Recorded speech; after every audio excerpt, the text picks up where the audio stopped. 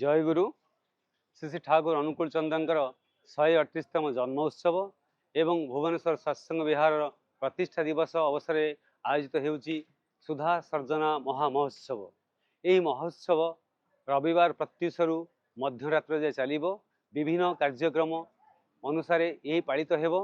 एथिपाई लक्षे श्रद्धालुंकर आगमन हेबो। एथिपाई स्वतंत्र व्यवस्था मान होईची। ए उत्सव पई प्रत्युषरु নহবত उषा कीर्तन विनती प्रार्थना सद्ग्रंथ पाठ एवं तत्सहित स्मरणिका तर्पण उन्मोचन एवं धर्मसभा आयोजन हेबो। दुईटी मंच होईची, गोटे होची भातृमंच, गोटे मातृमंच।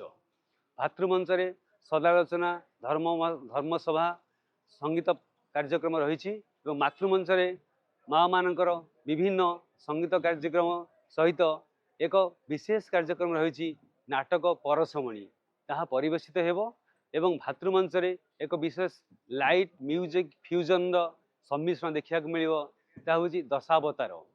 यहाँ पर संध्या प्रार्थना पर आरंभ हेबो।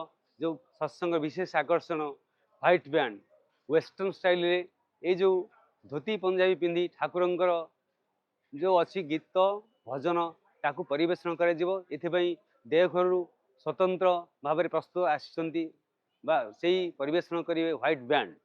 एवं एथिपाई से सारा उत्सव रे विभिन्न कार्यक्रम रही मेडिकल कैंप।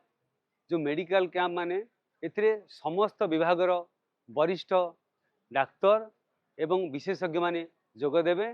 तत्सहित आउ एक कार्यक्रम रही आईन परामर्श शिविर।